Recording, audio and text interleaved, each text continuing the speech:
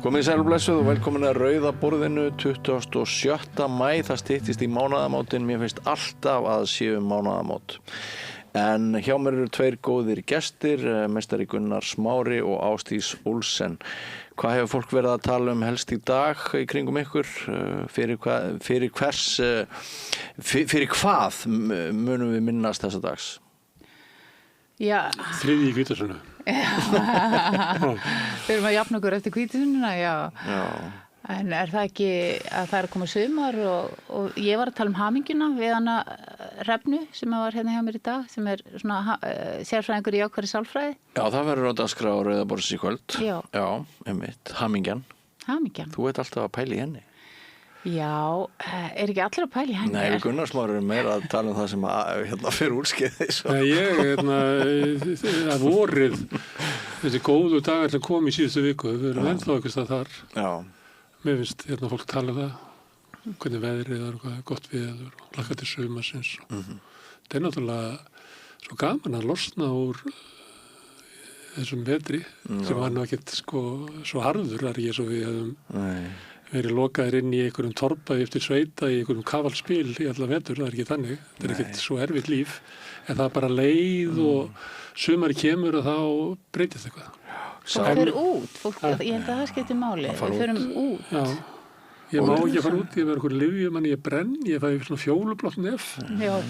Ég er ábyggilega mjög skrítin eftir nokkra vikur, eða sólin skín. Er það út af hjartanu? Já, ok. Þetta fylgir því. Herðu, en ég veit að þú ert að fiska eftir því að flestir voru að tala um þáttinn Davíð Oddsson. Ég bara sá hann ekki. Ég vissi af honum og ég bara nennti ekki að horfa á hann. Ég bara, með allri virðingu fyrir Davíð, þá var hann búinn að vera svona fyrirferð í honum. Já. Og það bara síðasta sem ég tegi mig upp í hillu var eitthvað það er best að lesa ævisögu Davíðs, ég ætla ekki að gera það. Veistu af hverju ég horfði á hann? Nei. Vegna þess að ég hafði gefið mér að hann yrði rosalega skakkur. Hann yrði fullur af mærð. Og ég ætlaði bara svona sem blaðamaður að geta sagt að ég hefði séð hann. Og ætlaði að tuða yfir því? Nei, bara ef það yrði einhver umræða.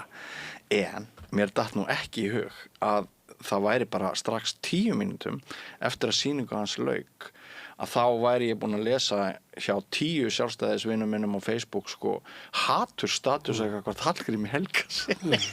Ég sá það ekki. Akkur var honum boðið í þetta partí? Einmitt. Og þetta við og hinir, af því að það kom fram í þættinum að það mætti kannski helst gagnrýna Davíð fyrir liðaskiptinguna, það voru við og svo hinir. Og það lifir augljóslega mjög góðu lífi í kjölfar þessa þáttar.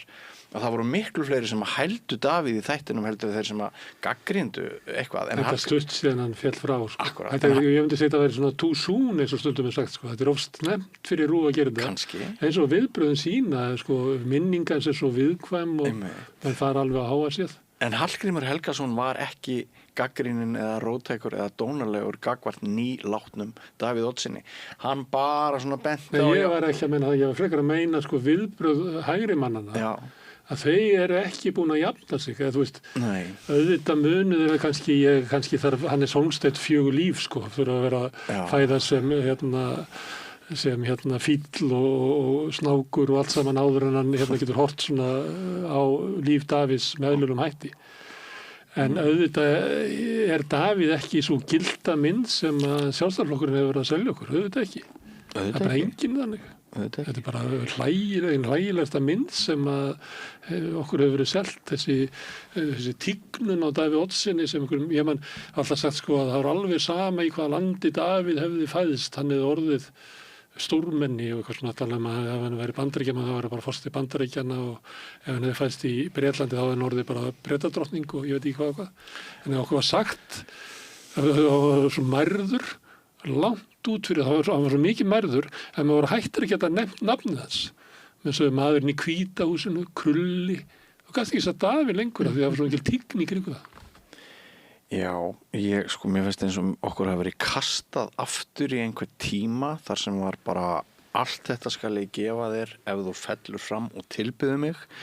Bara svona tíma þar sem það má ekki falla á helgimynd sólkonungsins og mér finnst þetta eiginlega bara fyrst og fremst fyndið en líka svolítið óhugulegt að það sé ennþá svona sterkar raddir í Sjálfstæðisflokknum sem fyrirgefa engum sem ekki dansar með valdinu.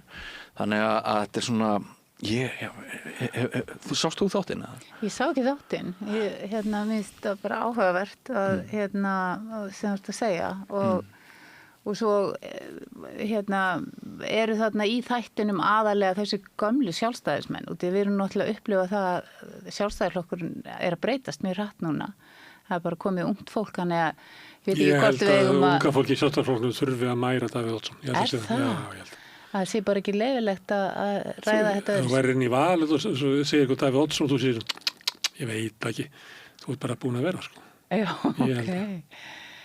Ég náttúrulega vandist í að það var gert grína Davíð Oddssoni og það var leyfilegt, Spaugstofan gerði það. Já, en samt gerðum svona, Davíð í Spaugstofunni er eiginlega viðkunnalegur maður, fyndinn og skemmtilegur. Munið eftir Halldóri Ásgrímssyni sem að Pálmi Gestsson lék. Það var alltaf eins og fæðingarálfiti, eins og það kallaði í gamla daga. Það var eins og skildi ekkert, fattaði ekkert, algjörlega miklu fyndnari náttúrulega, af því að Örn Arnarsson lék Davíð bara svona sem svona bánsa, svona gúti bánsa eða eitthvað. Það var aldrei neitt svona grimm. Það er alveg rétt. Og þessi stemming var ég mann eftir einu sinni, þá var Laddi í sjónvarpinu. Og hann var eitthvað að leika sér að því að fekk svona skjáinn, svo kom hann upp og fór undir og kom alltaf upp sem ný persóna. Svo kom hann einu sinni upp með eitthvað svona brandara gegn Davíð Oddssoni. Þá fór hann niður aftur, kom aftur og svo, bara grínast Davíð, kom svo og hélt svo áfram. Og ég hugsaði, pældi hvar við erum. Að Laddi þarf að biðjast afsökunar að vera að gera grín, hýja kónginn. Sem að vera bara skilda trúðsins að hýja á kónginu, ekki hýja á fátaklikinn, ekki hýja á svona venjulega fólki sem er í ströggli, sem að vera svolítið byrjuð að, eins og að minna svona vera að hýja á kónginu. Það var einu sinni, ein jólin, þá birtist í Mogganum sálmur eða texti eftir Davíð Oddsson. Kvöldið á aðfangadag í Ríkisútvarpinu var þessi sálmur sungin við lag eftir Gunnar Þórðarson held ég. Og ég hugsaði líka, hvar erum við eiginlega? Forsætisráðherra, að hann semur eitthvað, ég verður bara að segja, þetta var nauð og ómerkilegt, þetta var svona stemming úr Betlehem, svona eitthvað sem að væri kannski hæft á svona jólakort eða eitthvað, þetta var ekki mikið list. Nei.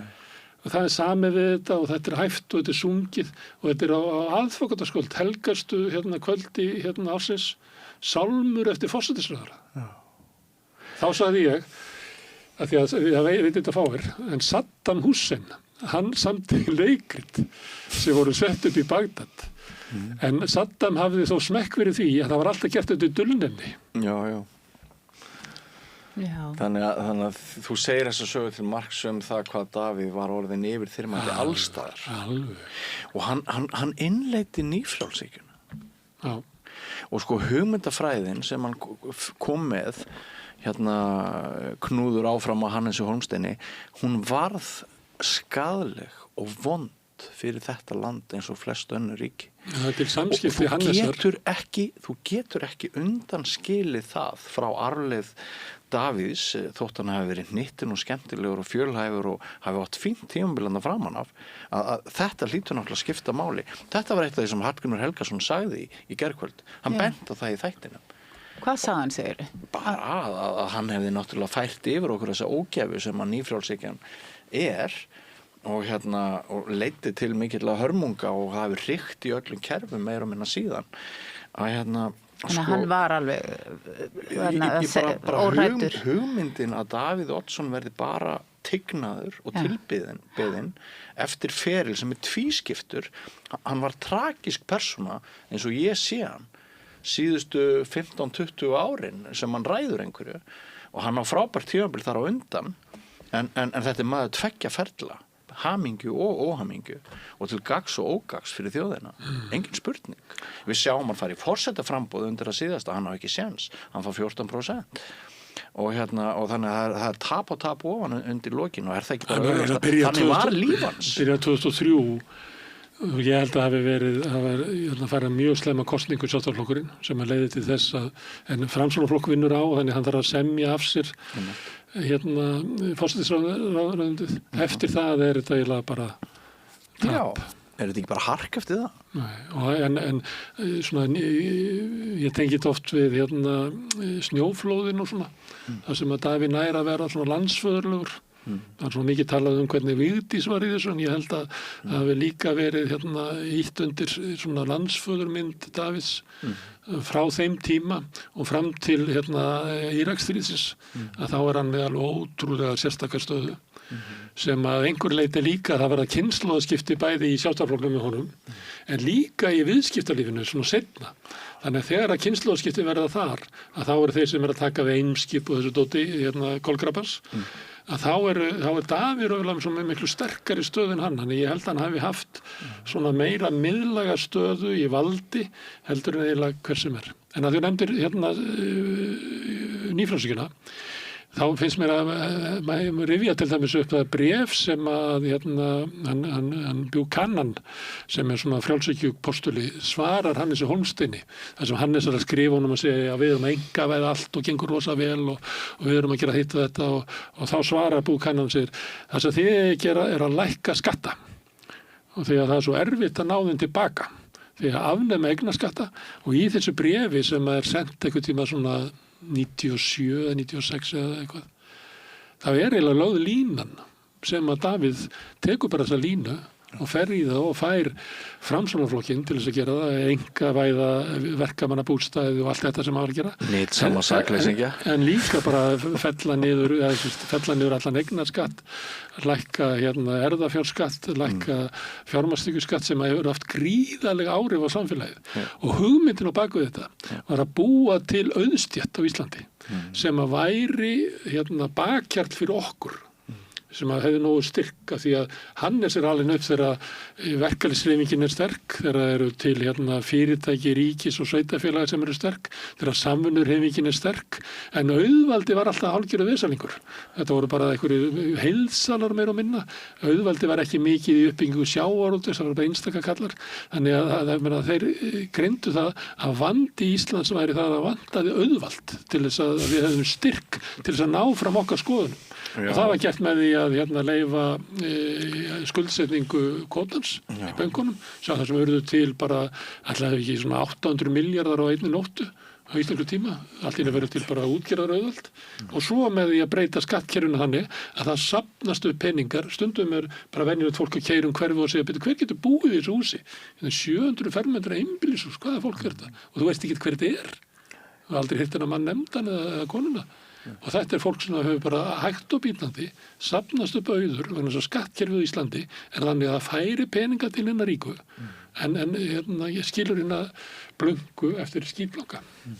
Og náttúrulega gjörspillt einkavæðing ríkisbankana er á vakt Davíðs en af því að þú og Karl Ágúst Úlfsson voru lengi hjón og hann er svona prímusmótor í Spaugstofunni var mikið djöflast í honum þegar að því Davíð var náttúrulega þannig maður að sko þú gast svona það voru mörk fyrir því fannst mér alltaf hvað maður gat gert mikið grína Davíð og hvernig maður gerði það? Sko bara ekki einu sinni kom gagnrýni á nei, úr þeirri átt sko.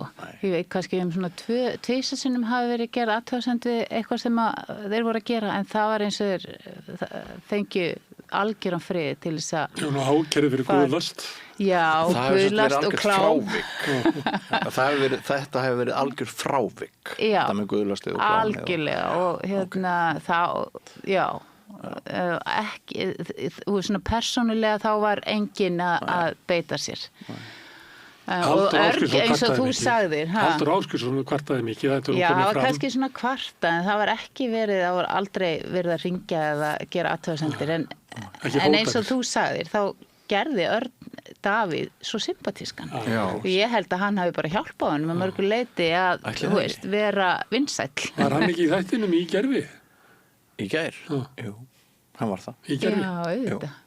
sem sagt gömulatriði eða var hann klæddur upp og Það var atriði þegar Davíð kemur í þáttinn til Gísla Nei, var hann Marteins. ekki klæddur upp núna til þess að tala við Örn? Nei, hann var það ekki. Þetta voru gömulatriði. Já, var sýnt spöggstofatriði. En það var þarna atriði þegar Örn er að þykjastjóra Davíð hjá Gísla og Davíð kemur svo og hendir Erni úr stólnum og segir þú hefur aldrei náð mér og almennilega og sest svo sjálfur í stólinn og það var auðvitað fyndið.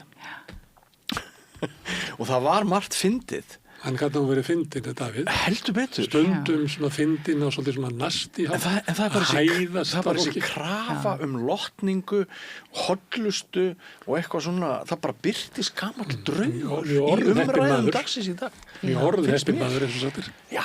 Sem þú veist, það þykir ekkit, það vill enginn vera á stalli heldur í dag. Ég held að þetta sé, eins og þú segir, þetta er algjörlega úrrælt og alls ekki viðandi í nútímanum að setja fólk á stall. Ég átti eins og við landssamtal við Davíð eftir að maður rýstur á mokkanum. Ég nú vilja segja frá því að það var mjög merkilegt samtal sko.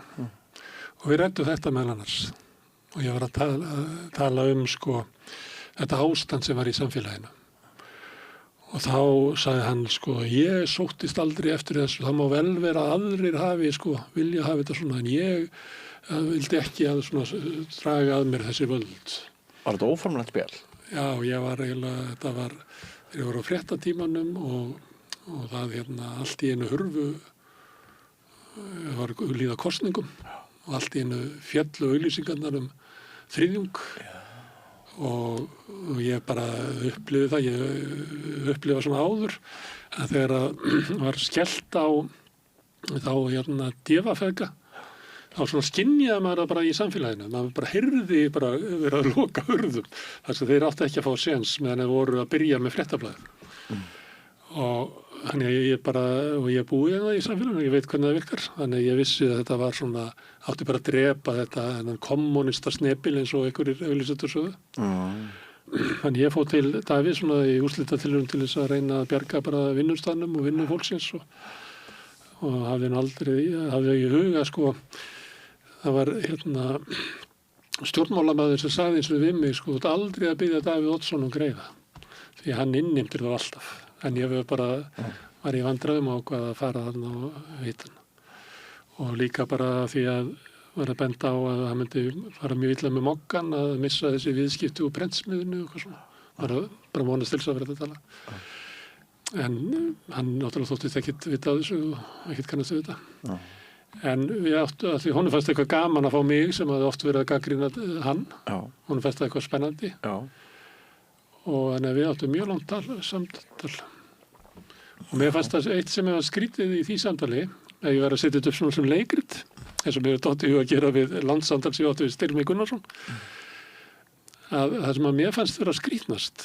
var að þarna var Davíð Oddsson kóngur á Íslandi hvað hann vildi teygja sér langt til þess að fá viðurkenningu frá mér þú veist bara fullkomna göttustrók þannig mér fannst það að hugsaði þú veist vá hvað þóttu sett svona blásin upp og sett stór hvað getur verið alltaf lítill drengur inn í þér óöruggur Já, mér fannst það. En ekki þetta á ljótan hátt. Ég meina, við erum oft svona sjálf að vilja fá viðurkenningu þess að við erum að tala við. Það útskýrir stóran hlut af heftinni. Því að þetta var Davíð maður heftar og eins og fíllinn og glemdi aldrei og fyrirgaf ekki og það var hrikalegt að lenda upp á kant við hann sem fjölmiðlamaður. Hann nýsaði mig í mörg ár. Já. Og þú veist, ef maður skrifaði ekki textan sem að þetta var náttúrulega sko stór hættulegt samfélag sem við byggum í. Blaðamennir sem höfðu helstan aðgang að hann, það voru þeir sem bara skrifuðu það sem Davíð sagði þeim að skrifa. Og svo talaði hann ekki við hinna. Það má við alla fjölmiðlana, þetta er bara svona löng saga, þú veist hvernig hann tók þátt í því þegar hann verður kosið formaður, hann upplifir allir fjölmiðlar sig á móti sér. Það er Morgunblað Styrmis og svona sem í sjálfstæðisbaráttu, það er fréttastofa Ríkisútvarpsins sem eru kommunistar og svo eru flokksblöðin. Og ef þú skoðar það frá 91 til svona 2000 og svo Jónas Kristjánsson á DV að þá hann eiginlega að vinna að því að ná öllu þessu undir sig. Það munaði engu að Björgólfur myndi kaupa sín. Óli Björn og félagsfólkið var búið að taka DFF, öll flokksblöð voru farin. Þess vegna hataði hann fréttablaðið svo mikið. Allt í einu reis fréttablaðið. Svo taldi að sig verið búin að drepa það og þá tókst mér með aðstoð annara að endurreisa það. Og ég stundu sagt að besta það sem hjálpaði okkur mest í fréttablaðinu var Davíð Oddsson. Þannig að hann hataði þessu út í blaðið að þó svo að það væri ekkert sérstakt í blaðinu að þegar þú fórst í forstofuna þá svona titraði það svona. Annars hefði það bara legið eins og svona lúða og þú hefði ekki séð hann að þau fjall saman við flísarnar en af því að hann var alltaf með þetta haturgagtblaðinu eða anstíkileitgagtblaðinu þá svona titraði það. Titraði blaðið á flísunum. Já, þú tókst það upp. Þannig hann eiginlega bara svona markaslega besta sem gætt komið fyrir fréttablaðið. Hallgrímur Helgason lýsir því í þætti gærkvöldsins þegar hann skrifaði Bláu höndina, kom fyrst með þá líkingu. Og vitið þið hvað Davíð gerði? Hann kallaði hann á sinn fund og hann las yfir honum í 60 mínútur. Svo henti hann út. Hann vildi ekkert hlusta á sjónarmið hans. Hann bara, þetta var það sem hann hafði að segja. Það fyrir hell og skálur yfir sem. Já, og þú veist, stórmenni þarf ekki að gera þetta. Það situr miklu fastar í sjálfu sér en svo að þetta getur verið góð leið fyrir stórmenni til að þrífast. Þannig að það voru þetta brestir í Davíð. Lýsa bara mjög bresku manni. Já, sjálfsögðu. Og mér varst alltaf augljóst að hann væri það. Sambland af snillingi, stórmenni og brotnum einstaklingi með mjög mikla skapresti og með einfaldaða mynd af flókinni veröld. Þetta eiginlega, sko, þessar umræður eru að mörguleyti miklu nær veruleikanum heldur en þáttur gærkvöldsins. En áhugaverðara að það skuli vera koma fram þessi sjónarmið á Davíð sem að þeir eru að lýsa og Hallgrímur hefur verið að lýsa í gær. Já, ég held að niðurstaðan við höfum aldrei gert aftur. Við höfum aldrei hefði eitthvað svona upp eins og var. Þetta er bara ekki gott fyrir viðkomandi og þetta er hryllilegt fyrir samfélagi. Við skulum lofa því að gera þetta aldrei aftur. Það finnst mér þetta að vera niðurstaða minningaþáttur Davíðs. En mér finnst móttökusagan skemmtileg. Ég sé stundum sem Hannes Solsted skrifar á Facebook og hann náttúrulega þolir ekki að Hallgrímur Helgason hafi verið búið að tala og að tala að það ætti ekki að bjóða Hallgrími af því að hann réðist eini maður á Íslandi sem ráðist á bíl forsætisráðherra. Það er til myndir af þessu, hreyfanlega myndir. Bíllinn að tróða sér í gegnum mannmerð og ferð fram hjá Hallgrími og hann lemur svona í framrúðuna. Hannes að halda þig fram í Facebook-status að þau kosta fleiri 100.000 að laga skemmtirnar á bílnum sem Hallgrímur verður að teikna Hallgrím upp sem svona terrorista sem hafi verið að ráðast á forsetann og forsætisráðherrann og hann hafi verið í lífshættu. Lífshættu, já. Þetta er náttúrulega ekki Þetta er náttúrulega bara að menn kjósa bara að lifa í einhverju svona sérstakri veröld. Fyrirgeðu, en þarna ekki bara komin trúverðuleiki Hannesar Hólmsteins áratugum saman? Já, Hannes er ekkert sett skemmtilegt á þessu öld, sko. Nei, og ég meina það er bara ekkert að marka það sem maður segir. Það hefur bara aldrei verið neitt að marka. En þetta er ágætt samantekt. Við gerum þetta ekki aftur. Mér finnst það og það getur ekki gerst aftur. Mér fannst gaman að Hannes kring 1980. Þegar það var svolítið svona vinstri stemming og hann var svona kemur hægra megin og veður svolítið svona inn í miðjan hópin og rífa kjaft. Það er eitthvað svona Ég sammála, 9. áratugur síðustu aldar, það var hans tími. Já, og þá er hann kannski að því að hann kemur inn í svona svolítið staðnaðan heim með svona tiltekið sjónarhorn og það virkar þá sem svona afhjúpandi með einhverjum hætti eins og stundum þegar þú kemur með eitthvað til það að grípið sannleikann. Þannig að það er í sjálfum sér ekki merkilegt en það einhvern veginn kastar ljós á það sem er áhugavert en það verður ekkert svoleiðis komið fram hjá Hannesi á þessar öld, ég segi það alltaf. Sá aftur að verða brjálaður ef hún horfir á þessar umræður okkar Davíð Oddsson. Hann horfir ekki á samstöðuna. Talandi okkur og samstöðuna, nú sem sagt sumarið komið á fullan snúning eigum við að gera eitthvað öðruvísi næstu vikur fram á sumarfrí, eigum við að breyta efnistökum samstæðurinnar eitthvað, eða hvernig sjáu þið fyrir ykkur næstu vikur? Kannski vera að bera ofan, svona þessu við grilli. Það myndur ekki laða að fleiri áhörvendur, en allavega ekki svo ég tala fyrir mig. Við erum elda stemminguna einhvern veginn. Já. Það er þess að vera út í eitthvað bylgjulestin að tala að það sé að grilla. Við erum ekki alveg í þeirri deild. Hvaða hugmyndir þú með, Ásdís? Hvernig ætlar þú að sinna dagskrárgerð hérna næstu vikur? Sko ég kannski það nýja, ég sé ekki alveg hverju ég get breytt. Það er tilraun á sjónvarp, þú hefur bara gert allt. Já, ég var að tala hamingjuna í dag. Ég finnst nú kannski svona, hef meiri áhuga á því sem er til að létta okkur lund og gleðja okkur og auka bæta okkur sem manneskjur. Það er nú kannski svona áhugamáli mitt. Meiri áherslu á andleg mál. Já, kannski. Hamingjusálfræðin er svolítið út á það að við græðum meira á því að teygja okkur eftir því sem gott er, heldur en að losa okkur við það sem vont er. Nákvæmlega. En þetta er náttúrulega eilíft, ég held að séu heilu bókasöfnin í guðfræði þetta, hvort er. Já, að vera frekar að tengja við það sem er í lagi heldur en það sem er til vandræða og einmitt í dag þá erum við að tala við hana Hrefnu og hún var að segja sína persónulegu reynslu af því að vera í mjög erfiðum aðstæðum með son sinn mjög veikan og sjúkrahús út í Bandaríkjunum og hún var að lýsa því hvernig það eru sjálfboðaliðar sem koma og sitja með sjúklingunum og hennar lærdómur þarna var eiginlega ást ókunnugra bjargaði lífið þeirra þarna í þessum aðstæðum og það var svona boðskapurinn hennar að við höfum kannski að gera meira af því að vera góðu hvort annar bara út á götu og bara í búðinni og svona taka eftir hvort öðru og talaði mikið það hvað það er stór þáttur í mannlegu eðli að vilja reynast vel og vera góðu hvort annað. Og eru sjálfboðaliðarnir að gera þetta trúalegum ástæðum? Í raunin ekki. Þá er þetta bara fólk sem býður sig fram og það er náttúrulega sjálfboðaliðastarf það er mjög ríkt í þessari menningu Bandaríkjamanna. Það er Af því að kerfið er veikt. Já, kannski út í að kerfið er veikt þá hefur fólk, það er meiri þörf fyrir svona sjálfboðaliðastarf. Einn þriðji Bandaríkjamanna hefur ekki efni á heilbrigðisþjónustu.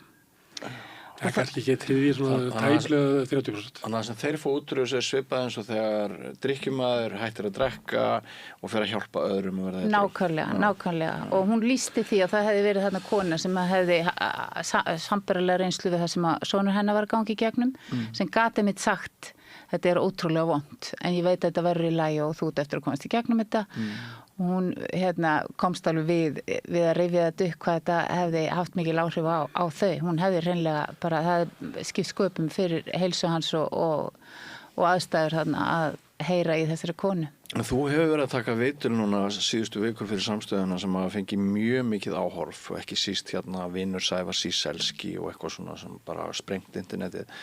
Sko, ef þú sérð þú fyrir þér að sem sagt, þínar áherslur, svona aukin áherslu á það sem skiptir máli andlega, sérðu fyrir þér að þú vinnir það sko út frá því að þú vinklir efnin öðruvísi eða eru það aðrar típur af viðmælendum? Hvernig svona...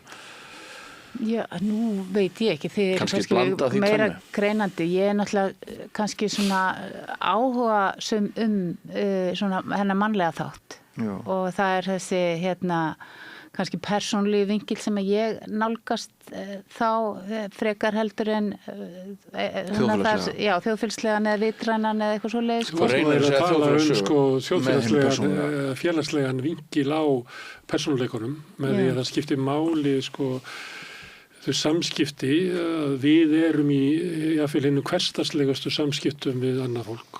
Það er geðheilbrigði okkar skiptir máli þar. Þannig að þessi mörk eru svolítið óljós hvar við erum. Mér finnst það gott að heyra þeir segja þetta áður því að ég held að sé of mikil svona fókus við fáum það kannski frá Ameríku að við séum fyrst og fremst það sem er inn í okkur einhvern veginn og áföllin okkar og allt þetta reynslan okkar og það sem við erum og svo kannski samskiptin við þrengstu fjölskyldu börnin okkar, margir svona tala að það sé svona sálfræðilega nærandi en við erum náttúrulega lifum líka í félagsumhverfi sem að nær svo langt og Ég held að það væri gaman ef við myndum þroska það einhvern veginn og það náttúrulega bara upp á líf og dauða fyrir geðheilbrigði okkar að búa í samfélagi sem meikar sens, sko. Hefur eitthvað réttlæti og er ekki andstyggilegt. Sérstaklega núna á Trump-tímanum að það sem áherslan lögð á annað fólk sem ógn og andstæðinga og kannski eigum við að byggja upp samfélag á fordóma okkar gagnvart öðru fólki sem að minnst bara svo furðuleg hugmynd allt í einu. Það finnst mér allt í lagi að við tölum sko, hvernig við erum út í hinu stóra félagslega heimi og það sé gott fyrir okkur og það sé líka gott fyrir samfélagið. Og við þurfum á góðu samfélagi að halda og gott samfélag verður ekki til nema við leggjum eitthvað til þess. Það mun ekki verða gott samfélag að tuða yfir í sjónvarpinu, jáfnfyrir þótt að sé heimildamynd Davíð Oddsson. Það mun ekki bæta samfélagið. Þið eru bæði í bullandi andlegri vakningu, sko. Þú náttúrulega varst næstu í dauður daginn, helstu. Og þú fékkst svona wake up call. Nei, ég held ég hef ekkert verið næstu í dauður. Það sagði einn læknir að ég var þakkað fyrir. En ég held að það sé bara það sem læknar segja. Ég held að það sé mjög sniðugt ef þú ert læknir. Það segja þú ert bara heppinn að ekki dauð. Þá ferðu út í daginn alveg þakkláttur fyrir lífið Þakklæti virkar, þannig að þeir eru þá að gera góða hluti þar. En finnur það fyrir því einhvern veginn að það hafi verið einhvers konar umbreyting? Jú, maður, þú tjáir þig öðruvís á Facebook og svona. Já, ég veit ekki. En málið var náttúrulega að ég var svo óheppinn að þetta var ekki sagt við mig fyrir ég var komin út úr þessu. Þannig að hvað átt að gera við það og hefðu verið næstu dauður þegar þú vissir ekki af því. Ég kannski að vera þakklátur fyrir að fá að lifa áfram. Þá á sér stað sko þetta mat á milli kjarna og hismis. Það breytir mjög oft fólki, ekki satt? Já, það sé svona fólk sem að eyða tímanum í eitthvað tilíkarskýtur. Sko, hún kallaði þetta áfalla þroska hérna áðan. Það er í rauninni það sem við erum að tala um að það verður svona, við kunnum betur að meta gæðin þegar við höfum orðið hrætt og upplifa þjáningu. En ég fæ líka sálfræðing, Vigdís M. Jónsdóttir. Hún skrifaði grein konur með einhverfu. Þannig að það verður svona falin hópur. Þess að konur væru svo tamdar að vera í svona tilteknu hlutverki, að hugsa aðra og eitthvað fleira sem að kannski erfitt fyrir einhverfu, erfiðara heldur en óeinhverfa. En þannig að þær einhverfu konuna þær pakka sér svo inn í þykkt lag af meðvirkni að við tökum ekki eftir einhverfunni. Og svo það þannig líka að það ekkert velkomnar út sem einhverjur af því að kallarnir, við höfum svona pláss fyrir kallar sem einhverjur, við svona sættum okkur við það, en við höfum erfiðlega sætta okkur við konurnar sem að við segjum að séu bara erfiðar, algjör sköss og svona vil ekki tengjast og koma í hvað heitir það þegar svona fyrirtæki búa til svona ferðir eitthvað út á land að hrista saman hausinn. Hópefli og svona sem að hinnir einhverju eiga svona aðeins erfiðara með. Kallandi komast upp með að numpast eitthvað inn og vilja þetta ekki, en það er mjög erfitt fyrir konurnar að koma fram. En svo spannst þetta bara því hún var bara að útskýrta fyrir mér og svo spinnst samtali bara að ræða ýmsa þætti samfélagsins. Hvað við þurfum öðru meðan annars þetta með hinn hversdagslegu samskipti. Já. Og uppáhalds skjólstæðingar, segir maður það, svo sem stof út í bæ. Já, ég held maður megi alveg nota það orð, er ekki? Skjólstæðingar, sálfræðingar. Skjólstæðingar hennar eru svona grumpy old man. Nú? Já. Henni finnst það skemmtilegast. Ég veit ekki alveg af hverju. Hún sagði svolítið henni finnst bara skemmtilega að tala við kalla. En ég hef grunum að ef þú færð það svona til þess að mýkjast aðeins upp, að þá sé þetta svona mjög gefandi fyrir sálfræðinginn. Að þeir koma svona eins og eintrjánungar, eins og ryðga skrúðgangur sem að virkar ekki.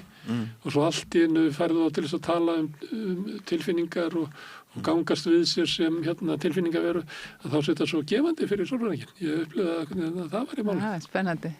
Ég get alveg ímyndað með það að bak við skilina sé þá kannski eitthvað sem að mallar í undir niðri. Grátandi drengur. Já, grátandi drengur. Eins og teknarskja eftirbrettunin, muni ekki eftir henni. Já. Hann inn í okkur öllum. En ég spurði hann að reyndar eftir eða áður, ég man ekki hvað það var. En ekki viltu fá alla þessa grömpjóld menn grenjandi snögtandi gamla kalla tilfinningasemi. Það er ekki fínt að hafa þá bara á vellinum að drakka bjór og borða hakkabuff í múlakafi. Mér finnst það bara stórmerkilegt ef gamlir kallar leyfa sjálfum sér að fara til sálfræðings og grenja. Já, það kemur óvart. Ég held að við værum ekkert komið þangað. Þeir voru ekki komið þangað í Mývatnssveitinni, gömlu kallarnir þar, þegar ég ólst upp þar. Þeir hefur gert allt annað að ræða minn sín. Nákvæmlega, fara og leita sér hjálpar og... En við ætlum að skjóta inn í þetta, varðandi gömlu kallarna. Ég nefnilega tekið eftir því að einn áhrifin á túrismannum eru þau að margir kallar sem að maður hitti sem voru svona haldnir einhverju þráhyggjur, svona búin að einangra sig og orðnir svona hálfleiðarlegir. Bara lifðu ekki nógu skemmtilegu lífi, hitti ekki nógu marga og átti ekki nógu fjölbreytilega samskipti. Að þau voru alltaf reknir að því að leiðilegt að hafa þau í vinnu. Svo kemur túrisminn, þá taka þau meira prófið og byrja að keyra rútu og hitta bara glada túrista og eiga í þessu svona kærilslegu áreynslu litlu samskiptum við næstu ókunnugt fólk og verða bara gladari við það og miklu skemmtilega fyrir okkur að hitta þetta er svona þetta er góð fæling sitt hvað jákvæð sem fylgir ferðaþjónustu springin þetta verður rannsakað Nú ég ætla sjálfur að hitta Þorvald Þórðarsson eldfjallafræðing og reyna að fá botni í það hvað er að gerast á Reykjanesi hvernig standi á þér ekki verið að gjósa? Já, og svo líka síðast þegar hann var þá var nú að gjósa svolítið í samfélagi vísindamanna. Þeir voru nú höfðu verið að takast á og hann var eiginlega fyrstur til þess að henda ákveðinni sprengju svona óeiningu innan á meðal jarðvísindamanna og ég ætla að töga hvort hraunið hefur kólnað þar, svo maður grípur nú áfram til samlíkingar. Já, og svo kemur hann Þórður Snær, við höfum Júlíusson, framkvæmdastjóri þingflokks Samfylkingarinnar, alla helgina dundu á okkur og líka í síðustu viku þessar fréttir dýrtíðina á Íslandi og við upplifum það sé alltaf verið að taka okkur meir og meir að það sem kostaði þetta í gær, það kosti meira í dag og það er eins og svona límið, samfélagssáttin sem alltaf ríkisstjórnin var að kalla eftir að þetta yrði sumarverð lækkana og það sé það sem þurfi til þess að ná böndum á verðbólgun og vextina. Hver er þetta? Kristrún Frostadóttir, og þetta var ákall hennar einhverju viðtali fyrir nokkru vikum. Það virðist sem að þetta plan sé alls ekki ganga eftir. Og ég pröfa að segja í búðinni rosalega dýrt, það er engin örf. Nei, og mér langar til þess að heyra ég nú Þórði Snæ, af því það styttist nú í þessa þjóðaratkvæðisgreiðslu og við erum öll að tala dýrtíðina núna. Og mér langar bara til að spyrja hann svolítið ítarlega það hvort það sé eitthvað sjálfgefið að ef við endum í ESB að þá fáum við einhver erlend fyrirtæki inn í íslenska fyrirtækjaveltu sem muni auka samkeppni þannig að neytendur græði. Ég ætla bara að djöflast í honum með þetta. Þetta er áhugavert. Þetta var svona sjónarmið sem ég hafði ekki hugsað út í. Samkeppnin geti komið þarna sterk inn fyrir okkur. En ég heyriði hurðarskell sem þýðir að nú er maður sem bíður eftir því bara að komast að. Maður sem hugsar eins og eldfjöll. Já, maður sem hugsar eins og eldfjöll og mér langar að þakka ykkur kærlega fyrir þetta spjall en mér langar líka Gunnar Smári að biðja þig að tala við hlustendur og áhorfendur og rétta fram söfnunarbókin því að þú ert okkar besti maður í því. Ég ætla bara að minna á að samstöðin var til út af ykkur áhorfendum sem að byggðu upp dreifikerfi bara með því að segja vinum og vandamennu frá efninu sem þið sjáu hér og ykkur líkar. Þá finnur fólk okkur á Facebook, á YouTube, í öllum hlaðarsveitum, í útvarpinu, 89,1 á stóru höfuðborgarsvæðinu. Það má líka sækja þær útvarpsendingar á spilari.is. Svo erum við í sjónvarpinu og þeim sem svo heppin að skipta við fjarskiptafyrirtæki Símann, það eru númer 5 á fjarstýringunni. Við erum líka í kabalkerfanum suður með sjó og kannski ég veit ekki. Við erum önnur fjarskiptafyrirtæki bjóða sínu viðskiptunum upp á efni frá samstöðinni sem er 24 tíma sólarhring, 7 daga vikunnar, allan ársins hring. En það sem að knýr samstöðin áfram með sáhluti áhorfenda og áhorfenda sem hafa gert áskrifundur. Það er fólk sem að gefa okkur afl til þess að halda þess úti. Ef þú vilt slást í þann hóp, metur að samstöðu sé mikilvæg í samfélaginu, mikilvæg fyrir lýðræðið, að þá hveti ég til þess að gera það áskrifandi. Þú ferð þá inn á samstöðum.is, þar hnappur sem ástandur áskrift, þú getur skráðið fyrir grunnáskriftinu sem 2.750 krónur, þú mátt borga meira þú vilt og því sem kjósi getur látið áskriftin að renna sem félagsgjöldin í Alþýðufélagið, en það einmitt Alþýðufélagið sem á og rekur samstöðuna. Við skulum hafa örstutt hlé, skjóta inn nokkrum auglýsingum og svo fær Björn Þorláks gesti. Langar þig að byggja hús? Við hjá Arkitek færu þér heildarlausnina. Lóðir, hönnun, framleiðsla og uppsetning. Skoðaðu heimasíðun okkar, arkitek.is og hafðu samband. Kennsluaðferðir hafa þróast mjög mikið síðustu 30 ár. Og Ísland getur ekki verið eina landið í Evrópu sem að færir sig tilbaka þessi 30 ár. Það koma til móts við þær aðferðir sem við miðaldarfólkið þekkjum og könnumst við úr okkar skólagöngu. Við viljum að skólarnir okkar þróist, séu virkir í nútímanum og jafnvel leið okkur inn í framtíð. Mótum framtíðina saman. Kennarasamband Íslands. Húnavellir gistihús. Gisting og tjaldstæði opnaði 1. mars. Gisting og tjaldstæði á góðu verði. Morgumatur og kvöldmatur, sundlaug, heitur pottur og íþróttasalur. Tjaldstæðagestir hafa aðgang að öllu sem tilheyrir gistihúsi. Húnavellir.is. Öflug verkalýðshreyfing lykillinn að öflugu samfélagi. Alþýðusamband Íslands, samstillt barátta í þágu launafólks í meira en heila öld. Samstaða skilar árangri. BSRB, afl í þágu almennings. Ég heiti Þórhildur Þorleifsdóttir. Á samstöðinni fjörug, opin, skemmtileg og gagnrýnin umræða allt milli himins og jarðar. Samstöðin á erindi inn á öll heimili. Alþýðufélagið frábær hugmynd. Félagsgjöld í Alþýðufélagið krónur 2.750 á mánuði og renna óskipt til dagskrár og útsendinga samstöðvarinnar. Samstöðin.is